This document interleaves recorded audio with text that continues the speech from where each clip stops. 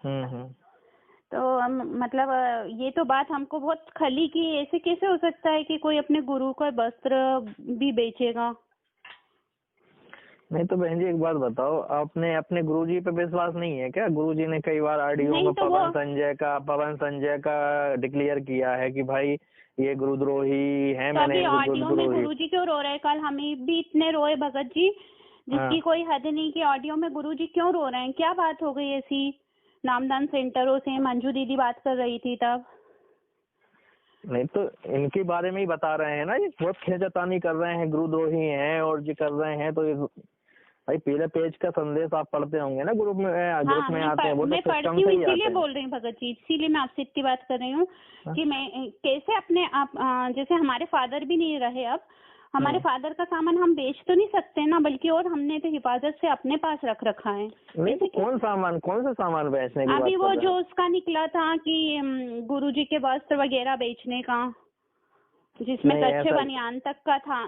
भगत जी मेरे पास तो खुद आया था ना वो पर्चा, मैं कैसे नहीं, यकीन करूँ आपकी बात को। उसका ऐसा था कि बहुत से भगत जैसे यूज कर रहे थे अपने घर, तो गुरुजी ने ही खुद आदेश दिए थे कि भाई इसको आप ऐतिहासिक रूप में संभाल के रखना है अपने घर में प्रदर्शनी में, कि इसे बर्बाद नहीं करना है। ऐसा आदेश आया था गुरुजी का तो पीले पेज में। नहीं तो बेचने का कैसा आया था? ऐसा ही तो था भगत जी कि उसका जो भी पैसा होता है वो अभी मतलब कोऑर्डिनेटर और ये सब मतलब मिलके वो करेंगे कि कितना कैसा उसका मिलके? कितने रुपए में वो मिलेगा हमको, ऐसा था ना कुछ। अरे बहन जी आप उस मैसेज का मतलब नहीं समझ पाए जी। भाई जो वो तो खैर अभी तो बेचने का भी वो नहीं है, और ज्ञान लेकिन आधार जब से गुरु पवन दास जी कुछ गलत तो नहीं बता रहे, उनके बताने से हमको गुरु के प्रति और प्रेम और समर्पण ही आ रहा है ना, कुछ गलत तो बता नहीं रहे वो। देखो जी, वो तो देखो और आपके दान के ऊपर पैसे डिपेंड का करता है। भी सही बता रहे हैं ना कि अभी आप जमा करते जाओ और जब गुरुजी आए तो उनको दे दो। कैसे दान के पैसे का? जैसे कि अभी जो भी हमारे को ज्योति पाठ के लिए या किसी भी चीज के लिए अभी हम सेंटरों पे दे आते थे, कुछ भी जो भी बनता था सामर्थ्य के अनुसार। तो अभी उन्होंने ये बोला है कि अपना पैसा आप गुल्लक में रखो और जब गुरुजी आए तब देना है उनको। तो गलत कहाँ है उसमें?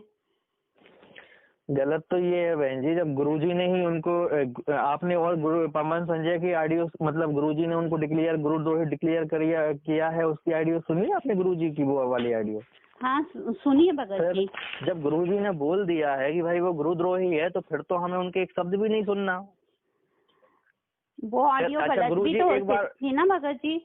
नहीं एक बात बताओ, क्या गुरुजी ने तो ये वही बोला है कि रोज मैं शाम को फोन करता हूँ, फिर ये पवन संजय गुरुजी से बात करने क्यों नहीं जाते? क्यों ये यूट्यूब पे बरगला रहे भक्तों को? क्यों गुरुजी से फेस टू फेस बात क्यों नहीं कर सकते? ये क्यों डर रहे हैं? तो आप करवा दीजिए बात, तो फिर हम भी गुरुजी ने तो लगाते हैं खुद उनको, बोला। बोलते हैं।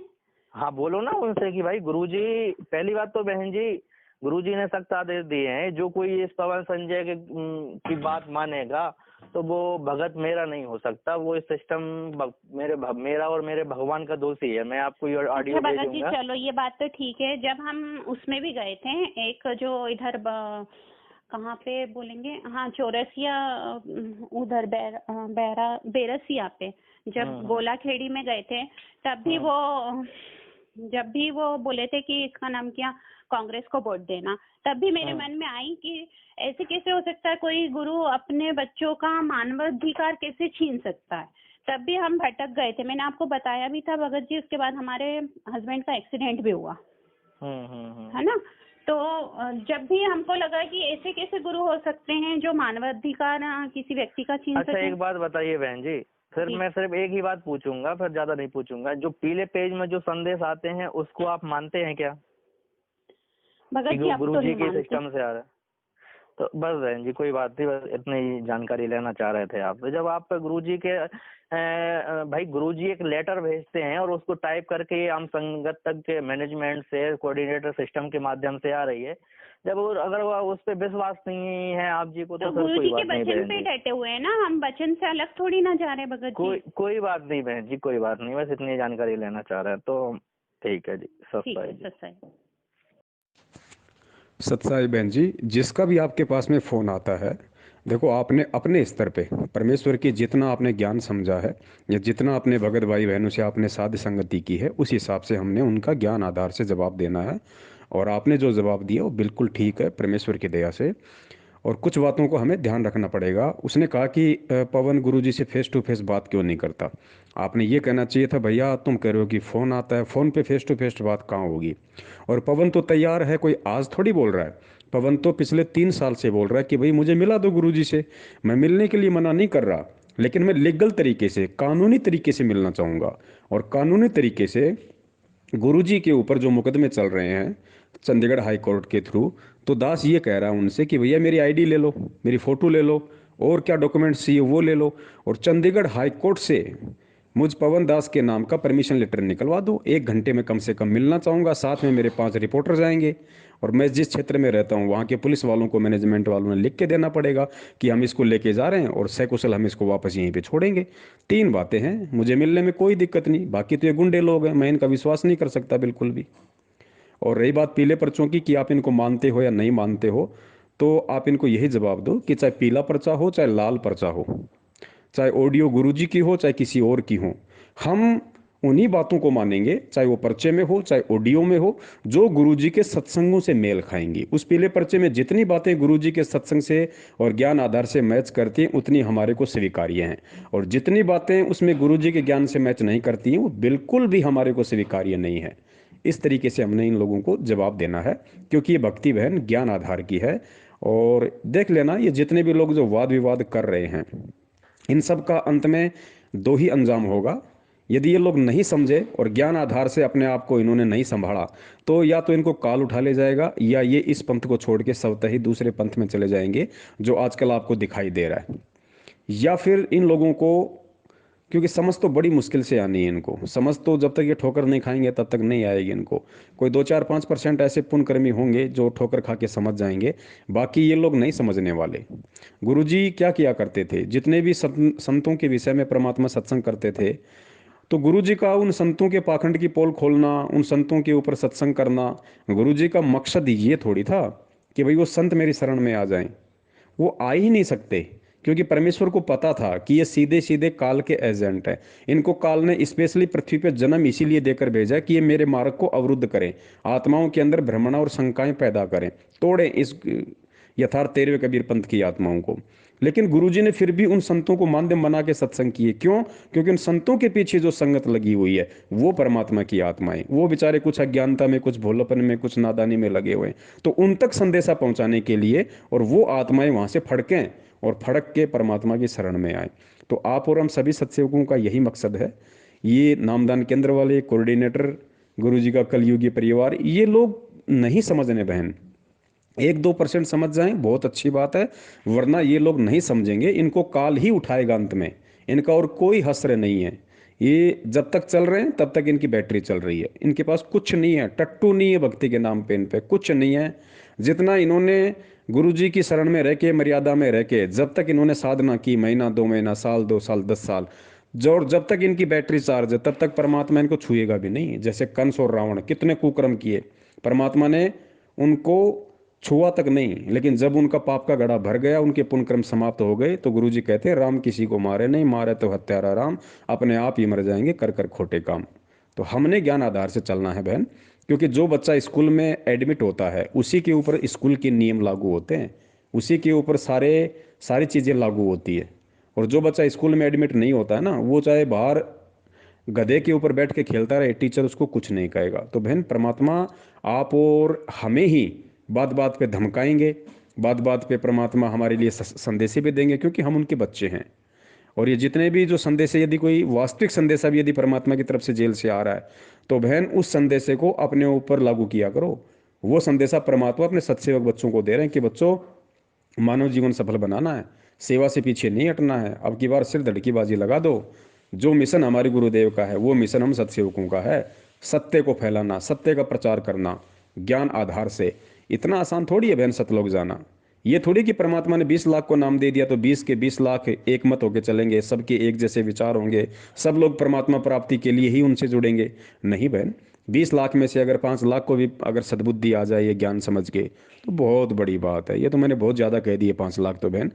अगर एक समय में जब परमात्मा इस पृथ्वी पे आते हैं तो गुरुदेव ने कहा था अगर एक आत्मा भी अगर ज्ञान आधार से सतलोक जाने के लिए तैयार हो जाए तो परमात्मा बड़ा प्रसन्न होता है, अपने मिशन को सफल मानता है।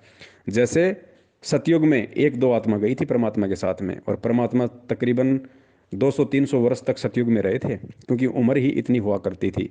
उसके बाद में द्वापर में परमात्मा करुणामय रूप में आए। सुपथ सुदर्शन ही केवल एकमात्र प्राणी था उस समय जो परमात्मा के साथ सतलोक गया था।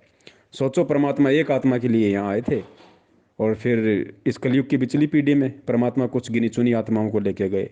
और आज आज बहन, यदि जो चले जाएंगे उनका सौभाग्य। इसलिए हमने केवल ज्ञान आधार से चलना है। हमने किसी से कोई राग द्वेष ईर्ष्या नहीं रखनी है। हम जो कहेंगे ज्ञान आधार से कहेंगे, सच है हम उसको कहेंगे। और गुरुदेव ने कहा कि बच्चों, सावधानी जरूर रखनी है, क्योंकि सावधानी कायरता नहीं होती। हमें बेवजह किसी के साथ फंसना नहीं, किसी के साथ वाद विवाद नहीं करना। ये लोग बहुत चाल चलेंगे, वहाँ आ जाओ मिलने के लिए, हम आ जाएं तुम्हारे घर मिलने के लिए, हम 5 आदमी आ रहे हैं तुम्हें समझाएंगे। नो को भैया, तुम तुम्हारे हम हमारे, हम जहाँ हैं बहुत अच्छे हैं, और समझने समझाने के लिए हमारे पास गुरु जी का ज्ञान है, सत्संग है, तुम्हारी आवश्यकता नहीं है। ये संदेश से अगर तुम्हें अच्छे लगते हैं तो अपनाओ, नहीं अच्छे अपनाते हैं तो क्यों इतना अपने आप को अंगारा बनाते हो? नहीं समझ में आते तो चुपचाप रह जाओ। इसमें वाद विवाद की कौन सी बात आ गई? लेकिन ये कॉल एजेंट हैं, ये लोग नहीं मानेंगे। और बाकी जो संगत है, हमें उन तक संदेशा पहुंचाना है, विशेषकर 2014 के बाद जुड़ रही आत्माओं के लिए। और वर्तमान में भी कोई समझे ना समझे, ये वीडियो, ये संदेश से बहन आगे बहुत लंबे समय तक चलेंगे। परमात्मा का कोई भी कार्य निष्प्रयोजन नहीं होता है, और अपने बच्चों को परमेश्वर निमित्त बना के जो भी सेवा देते हैं ना, उसका भी बहुत लंबा असर होता है। तो सबसे पहले तो आप और हम सब ने अपनी करनी और कथनी को एक करना होगा। हम सबसे पहले, हमारा काम है बहन भक्ति करना। तो सबसे पहले तो हमें अपनी भक्ति पे ध्यान देना है। जो भी मंत्र जिस भी आत्मा को गुरुदेव ने दिया हुआ है, उसका उसी तरह विधिवत हमने जाप अवश्य करना है। अपना जो भी आरती सत्संग वगैरह, हमें उसका भी ध्यान रखना है। और अपना जो काम धंधा है रोजी रोटी के लिए, वो भी हमने करना है। और फिर जो समय मिल जाए तो भक्तों की से साध संगति और परमात्मा की कुछ सोशल मीडिया पे सेवा वगैरह करना। बाकी और तो कोई सेवा है ही नहीं। सत साहिब, जय हो बंदी छोड़ के। तन मन शीस ईस अपने पे, तन मन शीस ईस अपने पे। पहले में चोट चढ़ावे जब कोई, राम भक्त गत पावे हो जी। जब कोई राम भक्त गत पावे हो जी। तन मन शीस ईस अपने पे, तन मन शीस ईस अपने पे। पहलम चोट चढ़ावे जब कोई, राम भक्त गत पावे हो जी। जब कोई राम भक्त गत पावे हो जी। भाई सतगुरु तिलक अजप्पा माला, युक्त जटा रखवावे। सतगुरु तिलक अजप्पा माला, युक्त जटा रखवावे।